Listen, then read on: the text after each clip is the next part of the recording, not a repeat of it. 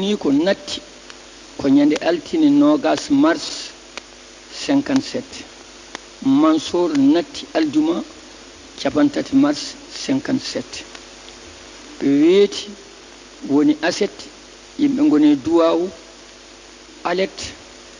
ina woni nogas e jeenayi lewru men wiyetendu chabane arab enen mbiyata yaawa jibinede fergo nelaɗo allah ina yaara e duuɓi ujunere e temed tati e capanɗe jeeɗiɗi e duuɓi jeegom ina woni e duuɓi tubakoɓe dimanche 1er avril 1957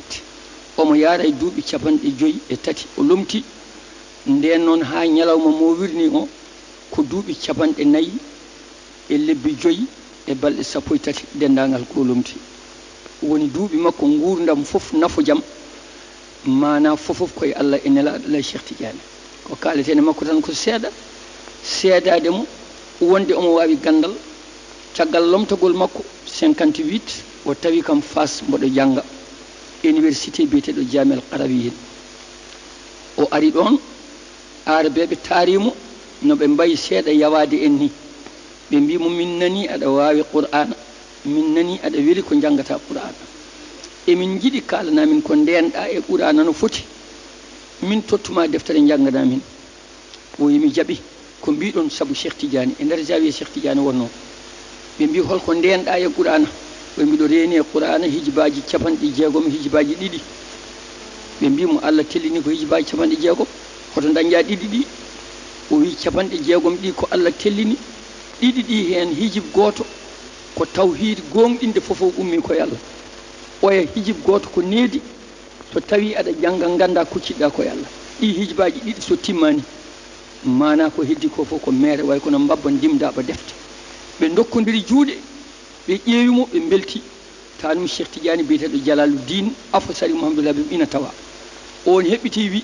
hay Cheikh Tidiane weltima ɗo qabri mum ɗo leeliɗo ɓe mbi ha o yaha hay Cheikh weltima kanko Abdoul Aziz o wi iza qalat hisamu fasaddiquha fa inna al qawla ma qalat hisamu so tawi pembowo bawɗo pembol belɗo paaka no feewi kono ko bonɗo jikku jawɗo tikkude fembi hoore ma gayni fembi waare e moustache paaka mum ari ha fawima e goddol ɗon kala ko haali mbiyata tan ko eeyi so wona ɗum mayde ne yaawi jimol ngol e jaati min ñaaguimo ɗum ɗon e zawi he o windanimi ɗum e deftere ina wiye qatru nada wo ballu sada ko nde nahu tawi min jangga ɗum e Jamel Qarawiyin mbiɗa jogui bindol ngol haɗo joɗɗen ɗo ɗum koye ñalawmaji makko to arabeɓe wonde ko gando tabiti wonde ko kuɗɗo Allah tabiti on ñalawma ko ñalawma joɗɗo e ñalawmaji makko ñalawma ɗimmo mo kalanmi mami jaal hen koreji men fof ha laaɓa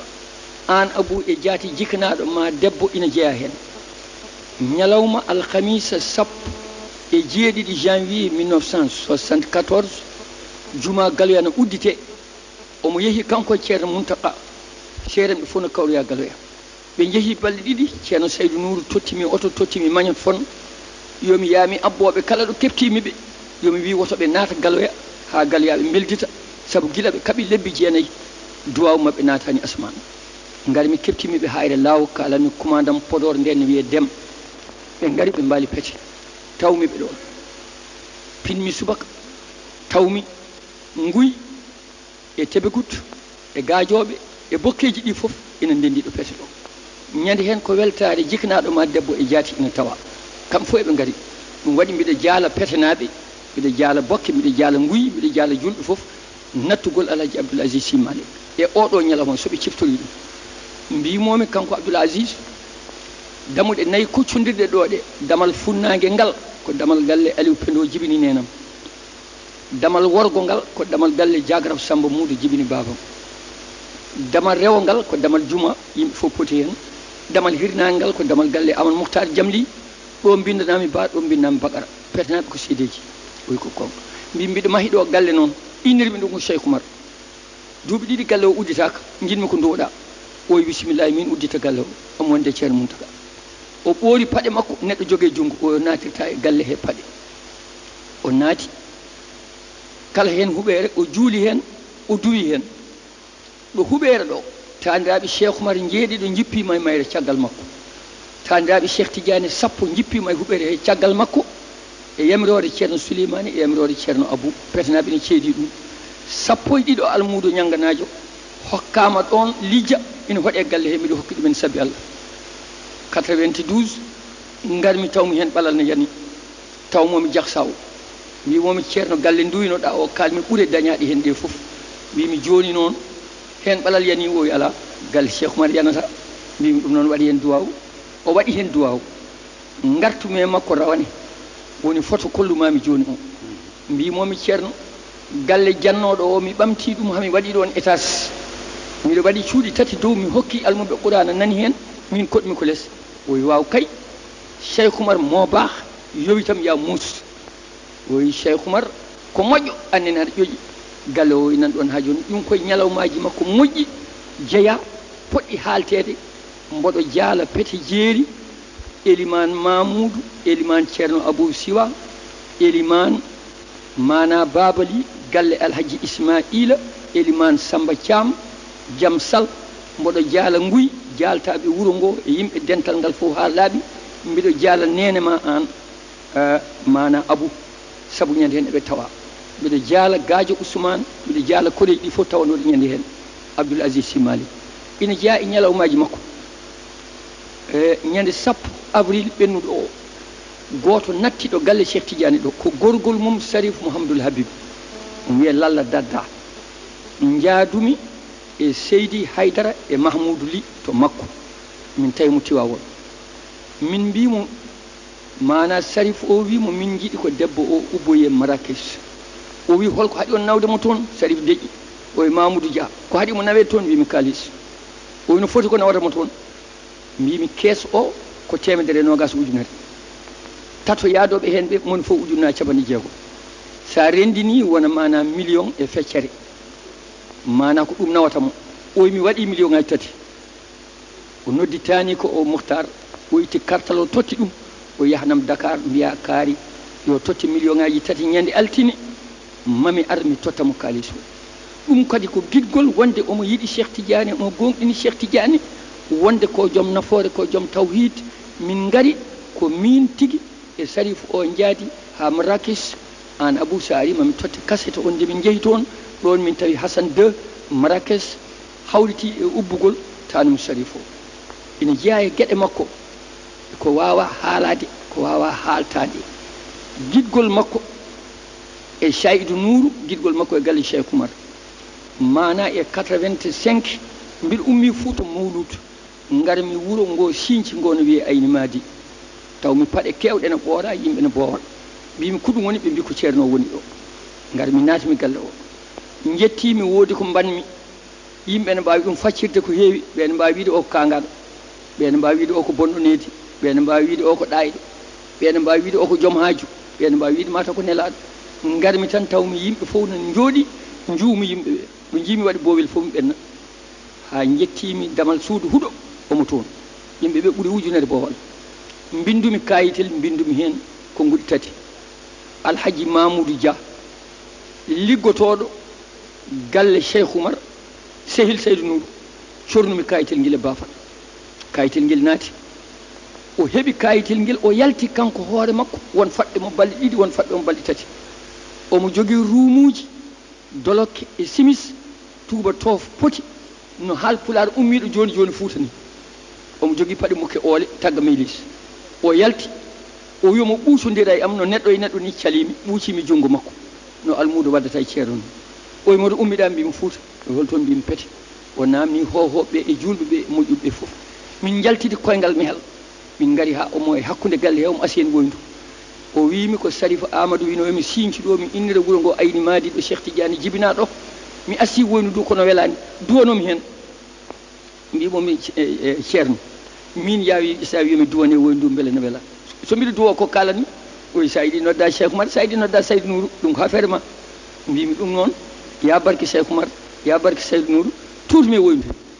o wi ɗum yoni madu wel caggal muɗum min jiitodiri o wi nefnade ɗum ɗo ko yankinare makko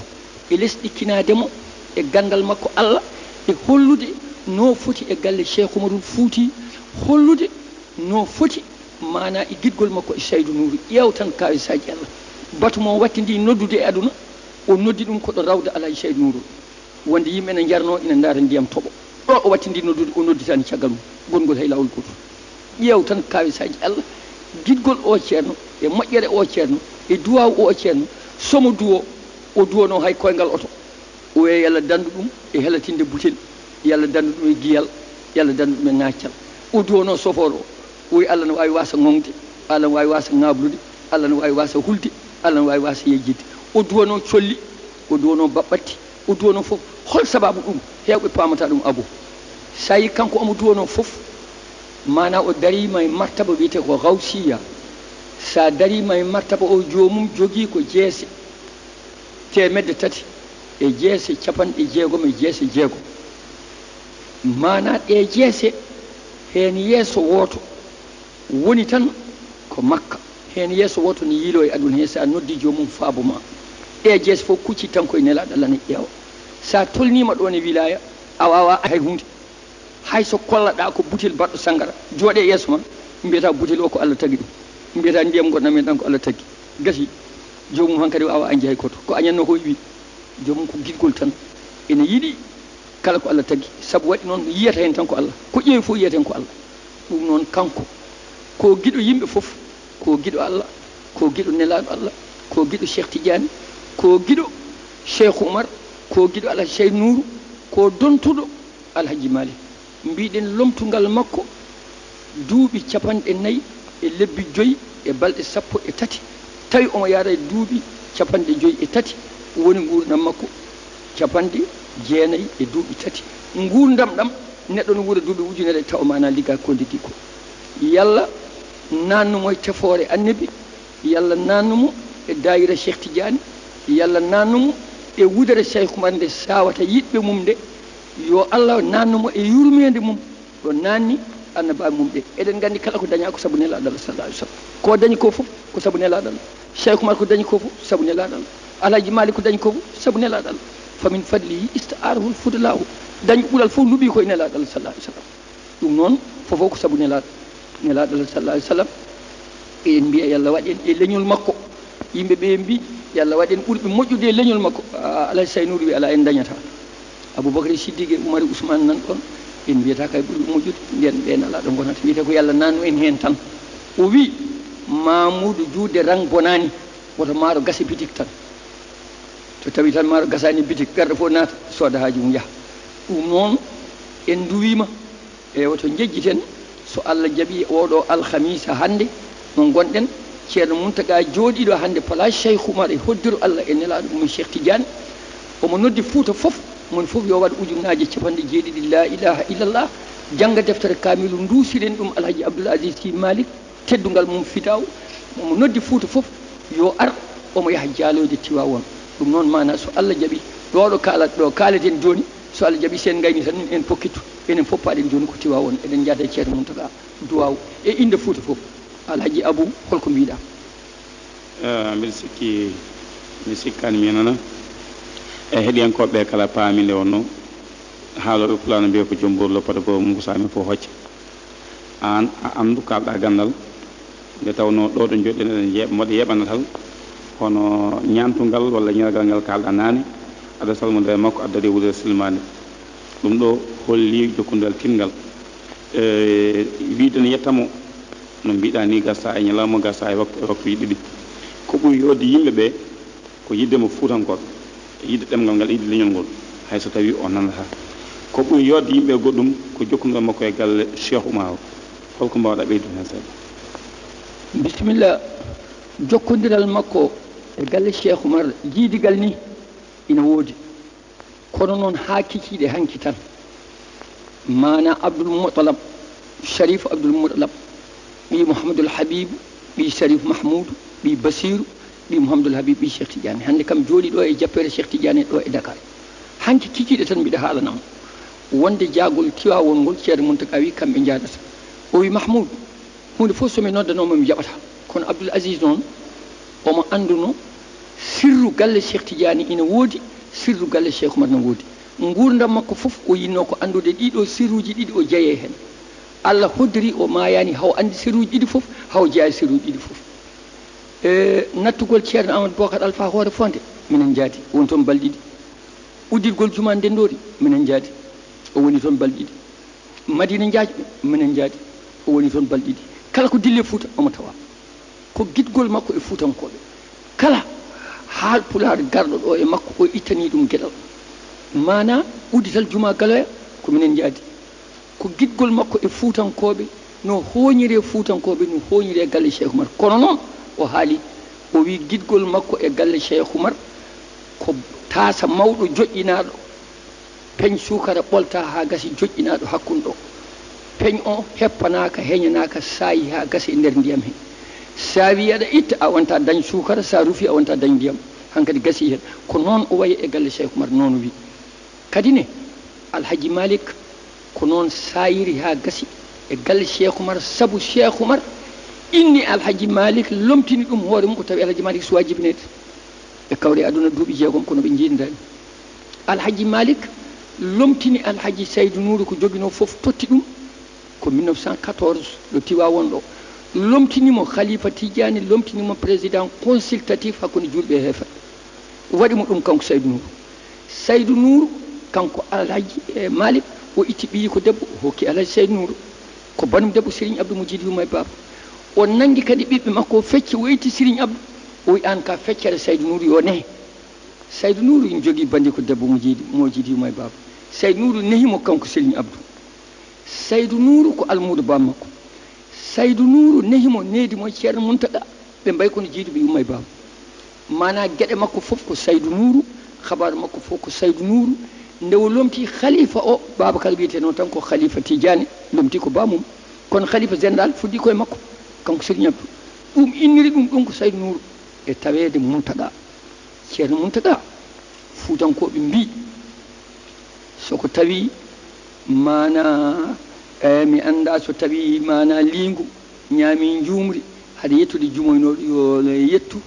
garɗo lawƴi kaake ɗe to maayo ngo eɗen gandi Cheikh Oumarul Fouti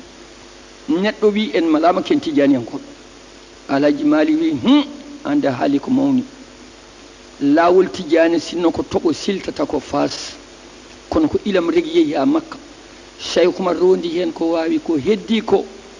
mana woni lapito haɓɓi hen ɓoggi addi so wonano kanko ma leel nofru ɓaleeru wirdani salatu fati ɗum noon tawde laawol Tidiane Cheikh Oumar ko almudel almudo min Alhaji Malick so woni hen dongo yoni kam